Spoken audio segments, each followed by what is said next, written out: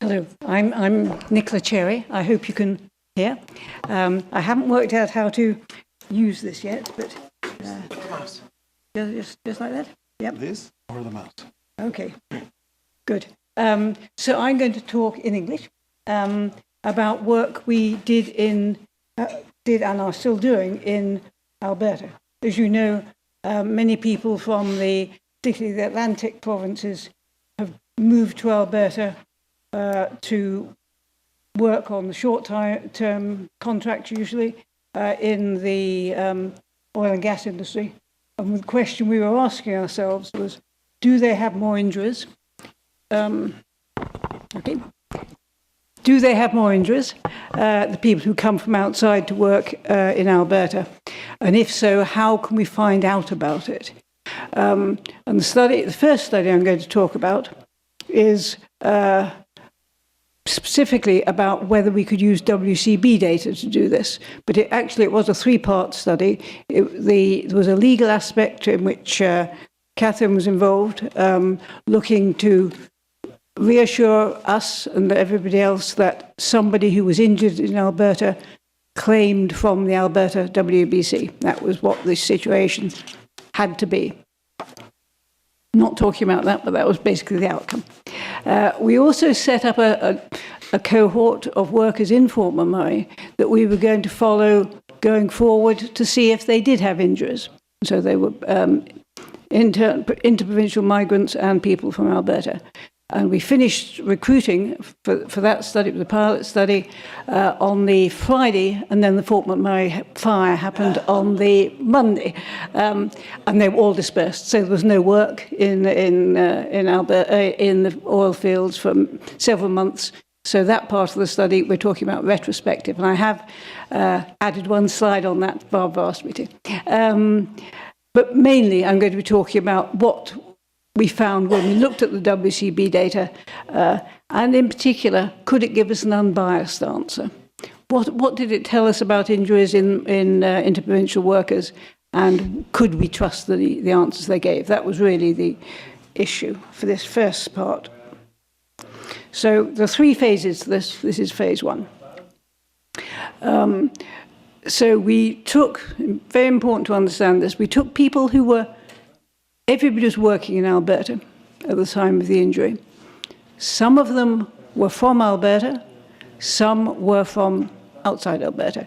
And on this study, for a number of reasons, we concentrated on people from Newfoundland and Labrador who came to Alberta to work. In order to determine whether the rates were higher in people from outside, we needed a denominator. So we knew how many people were being injured, but we didn't actually know how many people were working there. But we were able to get hold of some denominator data from Stats Canada, which told us how many people working in Alberta actually lived in Alberta, and how many people working in Alberta actually lived in Newfoundland and Labrador. So that's the denominator data for the rates. And that Michael Hahn, who was a co-author on the paper from this, was able to get at those data. So I'm not going to enormous detail, I'm just going to do it in phase one. I'm going to tell you about the results. As you might expect, people who coming to Alberta from outside are different in age than people who are born and working in Alberta. They are more likely to be male, and they come to certain industries. I've mentioned oil and gas, but let's say that overall they don't come, or in huge numbers, they don't come in huge numbers to work for the provincial government. They don't come in huge numbers to teach.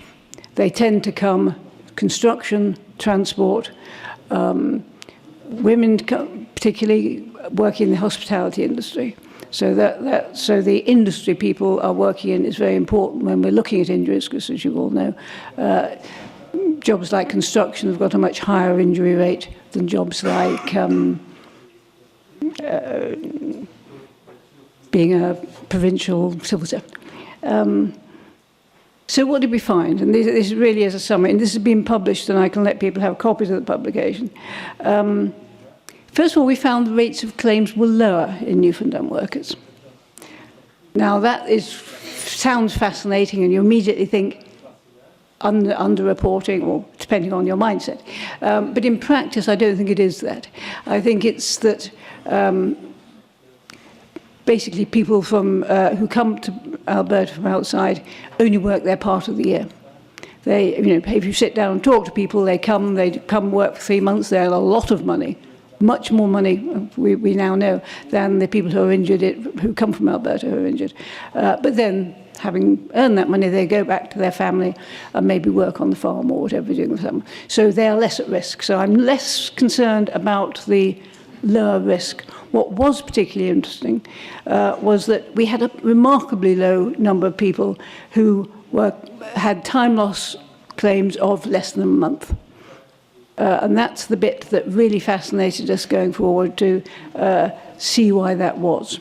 It could either be that they didn't take time off, so they fell more into the no time loss group, or it could be that having been injured, and this was certainly the suggestion that we had to look at, having been injured, they tended to go home to their families to recover, and once they had got out of the system, it was more difficult for them to get back to work. Just one mention of 2 other studies that we used to look at to see whether the WCB data was unbiased. As it happened, we had a cohort of people in welding and electrical trades, half of whom were women, because our interest was in women. And we had another cohort, the one I mentioned, about workers in Fort McMurray that we were going to follow up before the fire happened. I'll just show one slide from that, and that's from the Fort McMurray study, which shows us in practice that people who were working from outside or who had actually recently arrived in Alberta were much less likely to report an injury. So looking at the left-hand side, the green is not reporting, and people who are from outside or recently arrived, very few of them reported injuries, whereas people at the right-hand side, born in Alberta, a relatively high proportion, or people who have been in Alberta more than 5 years. So that was just a taste of the work I'm not going to be talking about. So we concluded, largely from that data, that WC beta was not a source of unbiased data if we wanted to look at migrant worker injuries. And that has just very, very recently been published in the American Journal of Industrial Medicine. So we set up stage 2. And that was specifically to look at, to see what was happening with the people who, or how did it come about that we had such a low number of people in this group of 1 to 30 days. Was it a reflection, possibly, of poor medical treatment? Did they simply not get better? Or was it perhaps that, having had the injury, that the employers weren't very interested in getting them back, because many of them were on contract employment and so on, that maybe that was not going to happen. And we also wanted to confirm the possibility, which I did mention, whether those from out of province took longer to return to work. We didn't, in phase 1, we didn't have clear evidence one way or the other on that. So for phase 2, this is the only sort of technical side, Alberta WCB, which has been incredibly collaborative over this, identified everybody who, from the Atlantic provinces, so not simply Newfoundland this time, but also New Brunswick, Nova Scotia and PEI, who had had an injury in Alberta in 2015, 2017. 244 of those. And we matched them one-on-one with someone from Alberta who had an injury, again, more than at least 5 days time loss, but whose home was Alberta. And we matched them on age, sex, and the date of the injury, not on industry at this point. So we had, that is 488 two groups of 244. So we asked the WCB, and they did, to forward a letter on our behalf to all those 488 saying, would you be willing to let us interview you about your return to work experiences? We had, with a bit of a squeeze, money to allow us to carry out 60 interviews, and we chose to have 35 with out-of-province interviews and 25 with people from the province.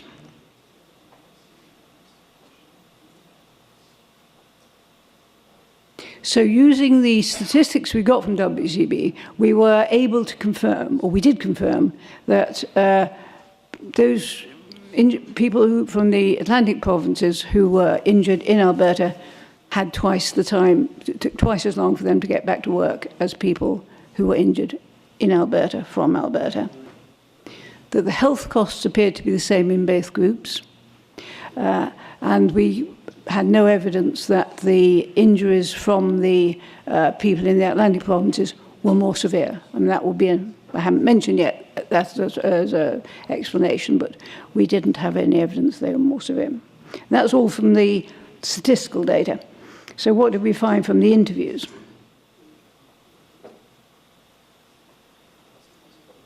These were quite long interviews carried out over the phone by a colleague who did all 60 interviews, using a semi-structured questionnaire, so we were able to give fairly clear answers to some questions. And one was that just talking to the injured workers from out of province, well, in province and out of province, those from out of province didn't report fewer opportunities for modified work or retraining. What they said was, we were offered them, but we couldn't take them. It just wasn't possible for us to take them. We couldn't support 2 homes on the amount of money we were being offered, for example, in the modified work. It was emotionally too difficult. I mean, there was a guy who had a head injury and was being asked to stay in a motel for 6 weeks while he underwent some rehabilitation. He said, I couldn't do it. I needed my wife with me to support it, and that wasn't possible. So it's not that they're not being offered, this is the message from, it's that it's not possible, or it's extremely difficult for people to take them up. Maybe as a result, the out-of-province workers had more negative perceptions of the return to work they had been offered by the Alberta WCB. And that was partly we were able to identify 2 particular, if you like, misconceptions. One was they've said, I've been injured, why can't my home province WCB look after me? And because they saw the WCB as being a national institution, whereas obviously you all know that it's a provincial one.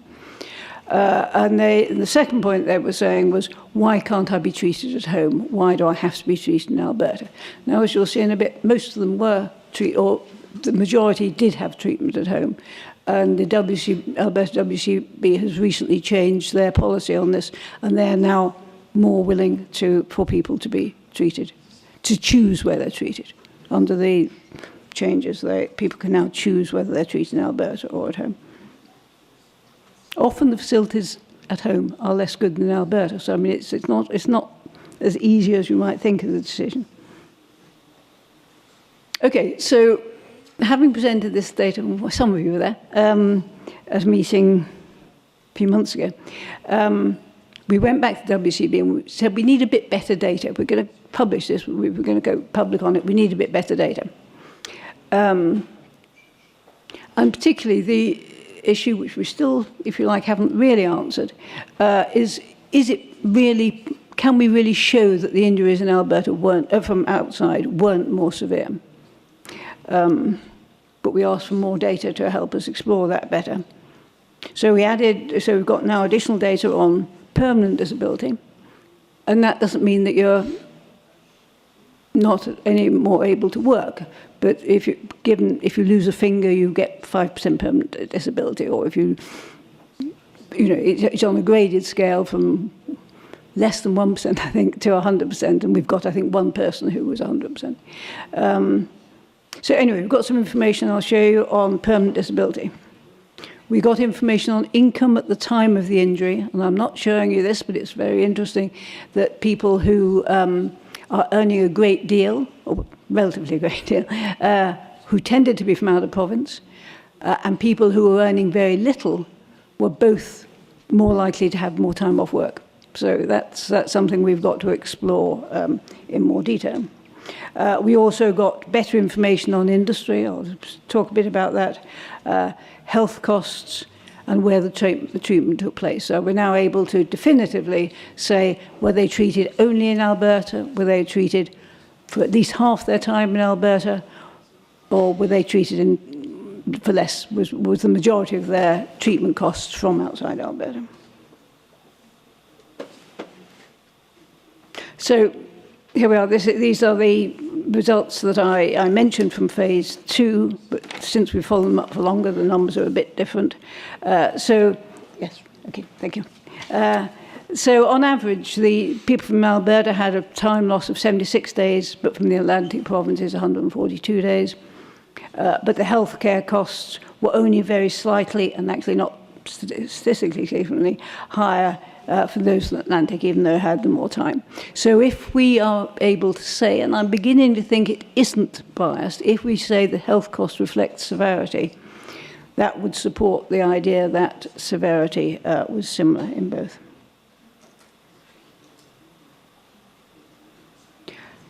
So what did we find with permanent disability? About 10, 11, 12% had some sort of permanent disability.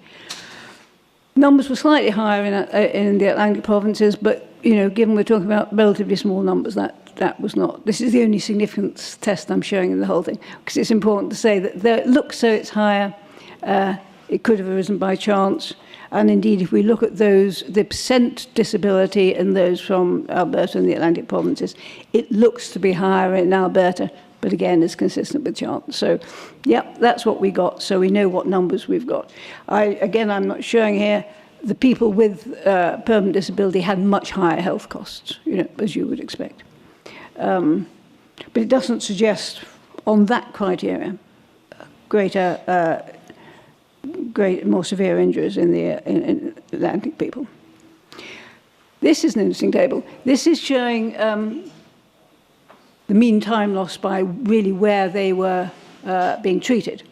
So someone either from Alberta or the Atlantic provinces who was treated in Alberta had roughly the same time off. Whereas whether your home province is Alberta or the Atlantic provinces, if you were treated outside Alberta, you have much longer time off. Now, you don't have to be a brilliant intellect to register that's a two-way thing. People with longer time off are more likely maybe to be treated elsewhere, whereas if it's a relatively minor injury, that you'll probably be treated in Alberta and go back to work more quickly. Even so, it's not trivial amounts of time off. I mean, 54 days is not trivial. 3 months.